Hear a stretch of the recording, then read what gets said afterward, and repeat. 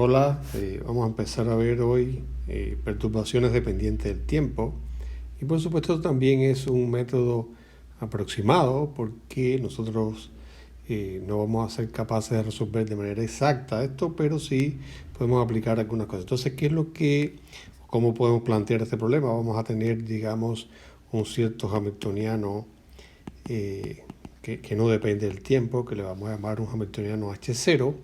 Y este hamiltoniano H0 va a tener, digamos, sus conjuntos de autovalores y autofunciones que, bueno, estarán dados de la siguiente manera, de la forma, digamos, clásica. Entonces, este H0 no depende de manera explícita del tiempo, explícitamente del tiempo. Entonces, ahora vamos a sumar una perturbación que le vamos a llamar, digamos, vamos a etiquetarla como omega, que sí depende del tiempo. Entonces, nuestro hamiltoniano completo sería, digamos, la suma de este H0, que no depende del tiempo, más este omega, que sí depende del tiempo. Entonces, digamos, para efectos de, como veremos ahora, vamos a asumir que este omega lo podemos escribir como un lambda, que es un parámetro, y un omega con una tilde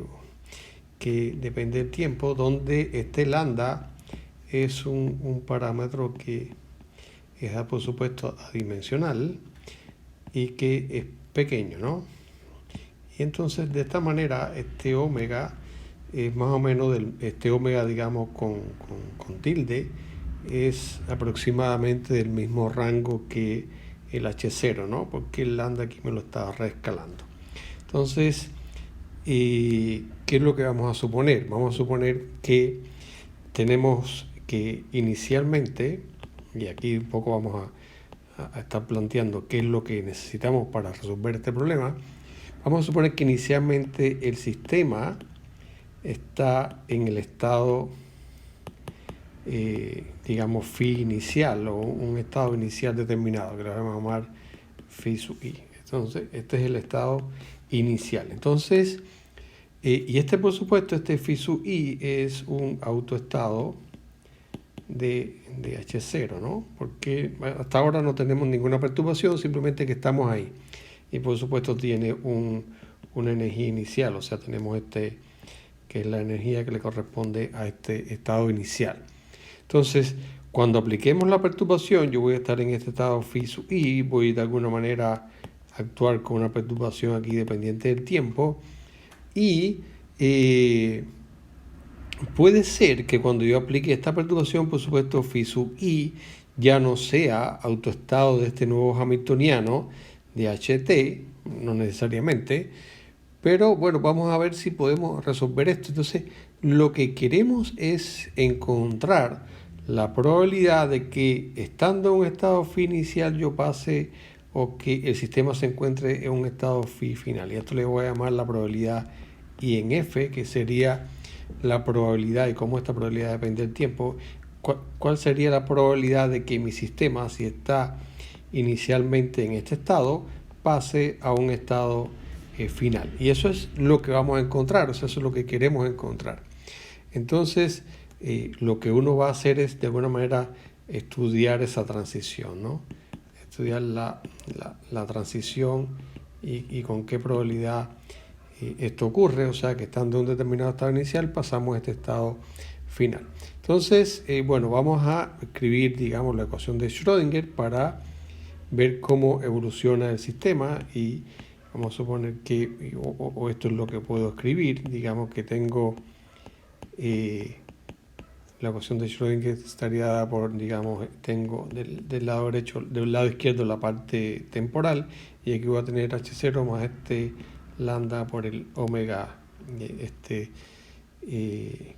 con tilde, que depende del tiempo, ¿no? Y aquí también tengo phi o psi en t. Y esto va a ser, digamos, mi ecuación 1. Entonces, bueno, esto sí lo tenemos. Entonces, por supuesto que voy a tener que, digamos que en tiempo igual 0, ¿no? Cuando esto vale 0, yo voy a tener que, este va a ser mi estado inicial. ¿no? Este es el estado inicial, el estado en t igual 0. ¿Ok? Entonces, lo que quiero encontrar sería la probabilidad, ¿no? Si yo estoy en este estado, entonces quiero encontrar la probabilidad de cuando pase el tiempo, ¿no? Voy a tener, digamos que mi sistema esté en un estado final y aquí voy a tener este phi en t, ¿no? Bueno, esto es lo que hacemos es proyectar función de onda que depende del tiempo en el estado final que me interese. Y esto es lo que aprendimos hace mucho tiempo cuando queremos dar la probabilidad de que cierto estado se encontraba, o sea que dado un estado inicial, cuál sería la probabilidad de estar en cierto estado, ¿no? Dado un estado general, ¿no? Entonces, lo que necesitamos es encontrar esto. Esto es esto es nuestra incógnita, esto es lo que tenemos que hacer. Entonces, por supuesto que esto no lo podemos encontrar o no lo podemos generalmente encontrar de manera exacta y es un problema que generalmente no es soluble y por lo tanto uno tiene que ir a soluciones que sean aproximadas. O sea, nosotros tenemos que encontrar alguna manera y para eso, digamos, el lambda estamos diciendo que es suficientemente pequeño y entonces vamos a encontrar soluciones a órdenes de este lambda como más o menos algo, la misma idea de lo que estuvimos viendo cuando vimos perturbaciones que no eran dependientes del tiempo. Entonces, ¿qué es lo que vamos a hacer? ¿No? Vamos a suponer ahora, y eso es lo que vamos a empezar a desarrollar, vamos a suponer ahora que yo este estado, ¿no? Lo puedo descomponer en la base de los autoestados de H0, entonces digamos que phi en t, ¿no? Lo puedo escribir como una suma en n de ciertos coeficientes que dependen del tiempo y aquí estarían los autoestados de H0, ¿no? Estos son coeficientes que dependen del tiempo y esto es de manera general el estado en que se va a encontrar mi sistema, ¿no? Entonces, C, por supuesto, C en T serían los componentes de este estado en la base de phi en n, ¿no? Que serían los autoestados de mi hamiltoniano, los autoestados de hamiltoniano. Entonces, por otro lado, los elementos, vamos a escribir esto, los elementos, porque lo vamos a ocupar después, los elementos de matriz de este omega, ¿no? Con tilde, que depende del tiempo, que serían, digamos, phi en n, omega en t, phi en un k determinado. Esto es un elemento de matriz, lo vamos a etiquetar de esta manera, nk, ¿no? De manera un poco trivial. O sea, estos serían los elementos de matriz de los valores esperados de omega en todo. En general, por supuesto, si esto estamos hablando de un sistema discreto, esto es una matriz. Ampliemos esto un poco primero y vamos a proyectar la ecuación 1, esta ecuación, en un estado determinado, digamos, phi sub n, ¿no? Entonces, ¿qué es lo que vamos a tener? Que digamos que el primer término, ¿no? Que sería este que está acá, bueno, vamos a tener IH, digamos, tenemos una suma en K, en dt, digamos, de todos estos coeficientes que, bueno, que estamos haciendo la suma en K, ¿no? C sub K en T, y esto, bueno, esto lo vamos a proyectar en phi sub n, y C sub K en T, y aquí tenemos phi K. Ok, entonces este primer término, ¿qué es lo que nos va a dar?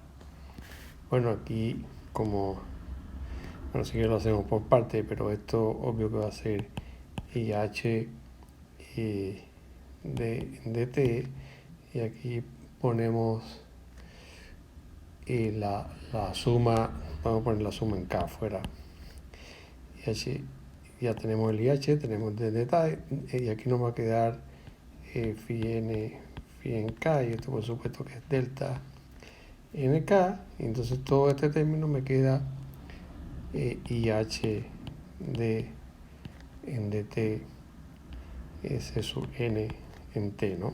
Aquí me faltaba un C sub k, que vamos a ponerlo por aquí. Un C sub k. C sub k que depende del tiempo. Entonces, bueno, el otro término es el del hamiltoniano, el H0. Y este es sencillo porque el H0, como es diagonal en toda esta representación, entonces el único término que me va a sobrevivir es el C sub n, y bueno, ustedes lo pueden ver, pero me va a quedar de manera muy sencilla E sub n, Cn en t. Este sería el segundo término. Estoy haciendo la ecuación 1 proyectada en un estado phi sub n determinado. Entonces voy a tener el otro término que ¿qué va a ser? Va a ser una suma en k de phi sub n, y aquí voy a tener lambda omega gorrito t c sub k phi en k, ¿ok? Este sería el término asociado a esto aquí. Simplemente lo que estoy haciendo representando phi sub t, como ya les había dicho. Entonces, por supuesto que esto aquí, ya utilizando esta notación que habíamos definido anteriormente, entonces de manera general lo puedo escribir como IH de dt C sub n en t igual a este término, y aquí fíjense que voy a representar los elementos de matriz con esta notación que habíamos dicho anteriormente, y entonces esto va a ser, perdón, aquí en vez de igual es una suma más la suma en k de lambda, y entonces aquí ya voy a poner directamente omega nk, y aquí estoy considerando todos esos elementos de matriz, y aquí C sub k en t. Y digamos que es mi ecuación 2. Entonces fíjense que nos queda lo más ordenada, y esto es un sistema de ecuaciones. Esto es un sistema de ecuaciones porque yo para cada n voy a tener una ecuación o tengo n ecuaciones de acuerdo al n que estoy viendo, ¿no? O sea, k barra todos los valores desde i hasta n. Bueno, esto puede ser hasta un n mayúscula, depende del tamaño del espacio que tenga mi sistema, ¿no? Entonces, pero en principio esto es un sistema de ecuaciones, ¿no? Y digamos que, si quiere, pongámoslo así, va a tener, digamos, n ecuaciones. Entonces, n será el número de valores que va a tener mi sistema. Entonces, fíjense que estos C sub n están de alguna manera acoplados con los C sub k, ¿no? C sub n en t está acoplado con estos C sub k en t a través de este operador que mezcla los estados, ¿no? Este operador o estos elementos de matriz, por supuesto, son los que me mezclan estos estados. Entonces, el caso más sencillo, el caso trivial, sería cuando todos estos omega n en k sean 0. Entonces la solución sería simplemente de los dos primeros términos, y aquí me queda que C sub n en t. Esto es una ecuación que es muy fácil de resolver, y sería un b sub n, una constante determinada, e a la menos i e sub n por t sobre h barra. Y esta sería la solución para el caso trivial. Ahora vamos a asumir que, y aquí ya empezamos a tratar de simplificar o encontrar una manera de resolver esto. O sea, vamos a asumir que este b sub n depende del tiempo. O sea, b sub n depende del tiempo. Por lo tanto, ahora C sub n va a tener una forma que va a ser b sub n en t por e a la menos i e sub nt sobre h barra. Esto le vamos a llamar 3, y lo que vamos a hacer ahora es sustituir esta ecuación 3 en mi ecuación 2. Entonces, ¿qué es lo que vamos a obtener cuando sustituimos en la ecuación 1? Fíjense que aquí tanto depende del tiempo, tanto el b como esta exponencial, por lo tanto vamos a tener que derivar dos veces. El lado izquierdo que me va a quedar una primera parte que va a ser IH, ¿no? E a la menos I es su NT sobre H barra, y aquí la derivada de NT del término B sub NT, y me va a quedar un término adicional debido a la derivada de la exponencial, y como bajo un menos I con este I me queda menos 1 con menos 1, y el H barra se me simplifica con el otro y me queda, claro, y bajo el E sub N también, me queda E sub N Bn en T, y bueno, la exponencial. Y eso es el lado izquierdo. Del lado derecho, bueno, el primer término no cambia, ¿no? Y el primer término, vamos a ponerlo aquí, ¿no? El primer término va a ser E sub n, Bn en T, E a la menos I, E sub nt sobre H barra.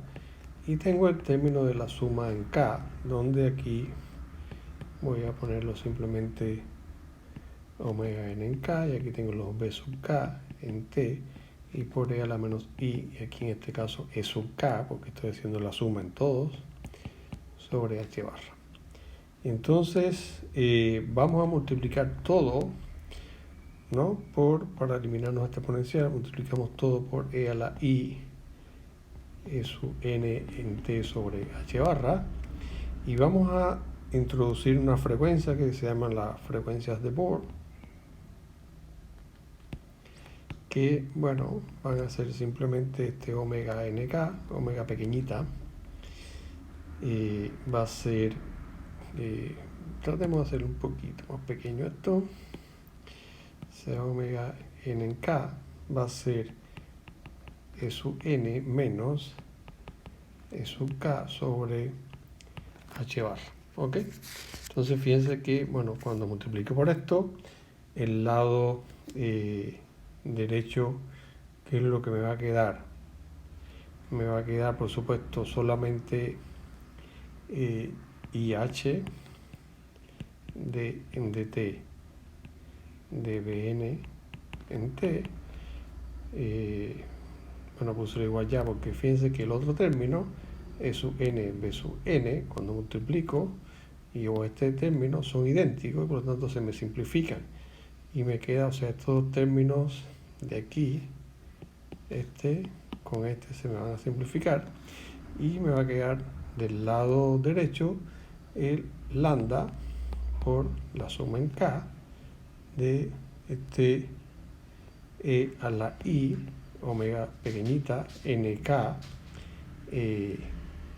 por T, y este omega, que lo voy a poner un poquito grande aquí para que se note la diferencia, NK que depende del tiempo, porque esta es la perturbación, y aquí tengo los coeficientes BK en T. Bueno, ustedes pensarán que, bueno, no hemos avanzado mucho, pero por supuesto que esto es ahora una ecuación que tenemos que tratar de resolver, y que por supuesto tampoco la vamos a poder hacer, o no vamos a ser capaces de resolverla de manera exacta. Bueno, pudiera ser numérica. Aquí vamos a tener determinada un sistema de ecuaciones, por supuesto, y que nosotros podemos ver. Entonces, ¿qué es lo que podemos hacer? Podemos pensar que este B sub n, ¿no? Nosotros estamos asumiendo que lambda es pequeño, ¿no? Lambda es pequeño, ya lo hemos dicho anteriormente. Entonces lo que vamos a hacer es asumir que este B sub n en T lo podemos escribir como un término 0 más un término proporcional a lambda, que sería un B sub n 1 en T, más así sucesivamente. Aquí sería un B sub n con un lambda cuadrado, y así sucesivamente, ¿no? Entonces, esto, no sé, escribamos el término, digamos, lambda r, B sub n r, y todo esto depende del tiempo, ¿ok? Entonces, nosotros lo que podemos hacer es sustituir esto e igualar a ambos lados los coeficientes que tengan igual exponente lambda, ¿ok? Entonces, o sea, igualamos y formamos ecuaciones para cada uno de los lambda. Y para r igual 0, fíjense que lo único que vamos a tener es de este lado vamos a tener simplemente IH de t y B sub n en 0, t igual 0. Y del lado derecho no tenemos ningún término porque tenemos este lambda, significa que aquí cuando tengamos un coeficiente, el bn0 que está aquí, siempre todo está multiplicado por un lambda, por lo tanto hay una diferencia ahí siempre. Entonces lo que nos está diciendo que este b sub n en 0 es una constante. O sea, b sub n en 0 no depende del tiempo. No depende del tiempo. Y para r distinto de 0, entonces lo que voy a tener es que del lado izquierdo voy a tener, bueno, lo mismo. Y aquí quitaría b sub n, pero el término correspondiente a lambda a la r, ¿no? Que sería este b sub n. Y del lado derecho, aquí, fíjense que ahora a este término r lo acoplo con el b sub k, pero b sub k, el r que tiene aquí es menos 1 porque lo tengo que multiplicar por el lambda externo para que se me iguale al r. Entonces me va a quedar e a la i omega n sub kt, la frecuencia de Bohr. Aquí el término omega nk en t, pero aquí voy a tener el b sub k que le corresponde al término r menos 1. Entonces fíjense que aquí estoy acoplando el r con un r menos 1, y entonces en lo que puedo hacer, esto es como una relación de recurrencia, que si conozco la solución de, digamos, de b sub r menos 1, bueno, a partir de ahí yo tengo la b sub r y así sucesivamente. Entonces esto es lo que uno puede ir haciendo, ¿no? Entonces veamos la solución, digamos, en primer orden en lambda, o sea, cuando el sistema, digamos, para t menor que 0, ya habíamos visto que se supone que va a estar en este estado phi inicial, y entonces todos los coeficientes, digamos, b sub n en función del tiempo, el único que va a ser distinto de 0 va a ser, digamos, el inicial, ¿no? Este t es el que va a ser distinto de 0, ¿no? Entonces, para b sub n en t igual 0, nosotros podemos escribir que esto vale delta ni, o sea, podemos ver que esta relación es válida. Por lo tanto, lo que tenemos es que además de eso, todos los coeficientes en la expansión que habíamos hecho de b sub n, todos estos coeficientes para distintos r's van a ser iguales a 0, excepto para r igual 0, o sea, bn en 0 en t igual 0 es delta ni, o sea, estoy diciendo un poquito más. Estos serían todos los términos digamos, de esta expansión que estábamos haciendo nosotros, y donde se metió acá esta expansión. Entonces, el único que va a ser distinto de 0 va a ser el inicial. Entonces, esto lo podemos resumir que este sería el delta ni, y entonces todos los demás, digamos, bn, r, en t igual 0, todos esos van a ser 0 para r mayor o iguales que 1, ¿no? Entonces, ahí ya tenemos, digamos, toda esa solución. Entonces, ya para el caso ya habíamos visto el caso cuando r vale 0, cuál es la solución, que es esta constante, y para r igual 1, entonces, ¿qué tenemos? Tenemos IH de en dt, bn1 en t, y esto es el lado izquierdo, y ahora tenemos la suma, que sería la suma en k, de e a la i omega nk T, omega grande, NK, y aquí donde está el B sub K, aquí vamos a tener este término que sería el delta. El único que va a ser distinto de cero va a ser el delta cuando K vale I, ¿no? Esto lo vamos a resolver, o sea, el lado derecho me va a quedar entonces a la I omega NI, omega grande, NI en T. Entonces fíjense que esto es una ecuación diferencial de donde nosotros conocemos las condiciones iniciales, o sea, Bn en 0, estas serían las condiciones iniciales que yo tengo. Y entonces puedo integrar, entonces va a quedar integral que Bn a primer orden, el término 1 de lambda, sería 1 sobre IH, y aquí me queda el integral de 0 a T, de E a la I, omega NI, aquí me falta un T, T', omega N sub I, T', y esto en DT'. Entonces este es el primer término. Entonces esto ya nosotros lo podemos calcular y obtener, sustituir, digamos, esta expresión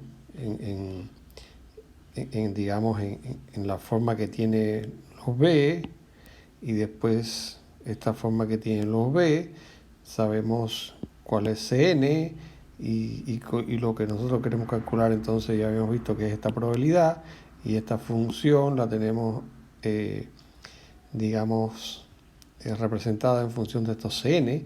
Por lo tanto, fíjense que la probabilidad que nosotros queremos calcular, ¿quién es? La probabilidad inicial al final sería, no es más que,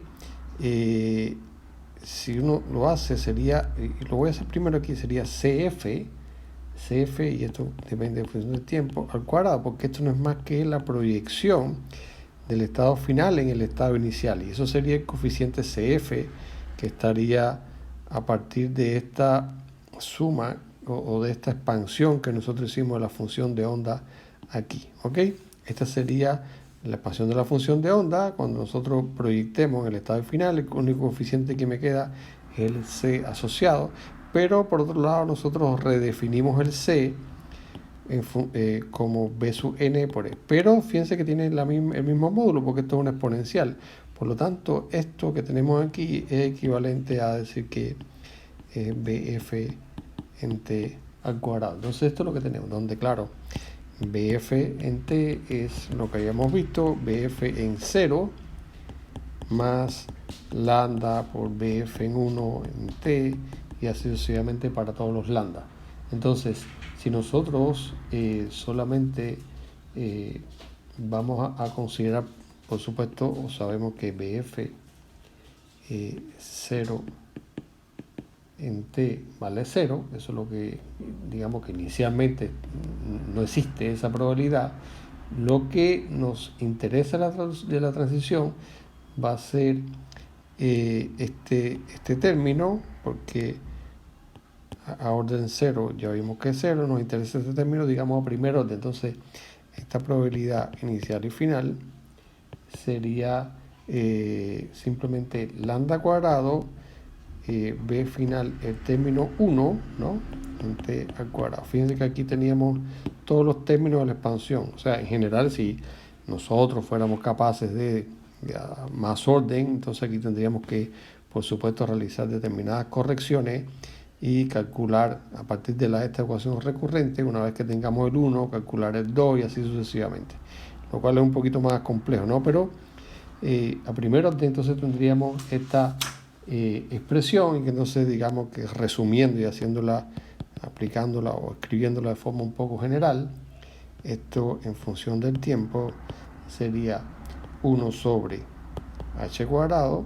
Recuerden que aquí tenemos el IH, aquí me queda h cuadrado, estamos elevando al cuadrado todo este término, y me queda un lambda cuadrado, que el omega recuerden que también tiene un lambda, o sea que sería, y esto ya lo vamos a escribir en función de la perturbación, digamos, inicial, sin el lambda. Recuerden que el omega sería el lambda por este omega, un gorrito. Por lo tanto, lo que hacemos es escribir omega en función omega con gorro en función del omega principal, y entonces aquí me queda integral de 0 a t de e a la i omega final inicial, que es la frecuencia de Bohr, por t', y aquí me queda omega, pero sin gorrito ya, f inicial, final inicial, t', y aquí dt', y todo esto elevado al cuadrado. Entonces fíjense que ya, si yo conozco qué forma tiene este potencial o esta perturbación, entonces tengo que calcular esta integral para poder obtener la frecuencia, la probabilidad de que el sistema, estando en un estado inicial, pase a un estado final. Fíjense que, y esto digamos un poco extra, vamos a suponer que tenemos un estado inicial y tenemos, por supuesto, el sistema puede tener muchos estados. Entonces, uno puede, si quiere ver, ¿no? Eso tendría que calcular individualmente la transición de un estado, digamos, final 1, final 2 o final 3, y esto lo puede hacer, digamos, para cada uno de esos, hacer ese cálculo, y obtendría la frecuencia en que, digamos, esto sería la probabilidad de I a F1, y así esta sería la probabilidad de I a F4. Entonces, por supuesto que ahí cada nivel va a tener una probabilidad distinta, ¿no? Entonces esto es la manera en que uno puede calcular esto, ¿ok? Entonces, bueno, esto es, digamos, la parte teórica. Ahora en el próximo video veremos una aplicación de esto. Así que bueno, ahí después seguimos. Así que bueno, hasta luego, y espero que entiendan, revisen bien. Es bueno que este contenido lo vean con una libreta y que vayan siguiendo el procedimiento, y que, digamos, que de alguna manera traten de hacerlo ustedes solos. Así que bueno, espero que les haya gustado. Saludos.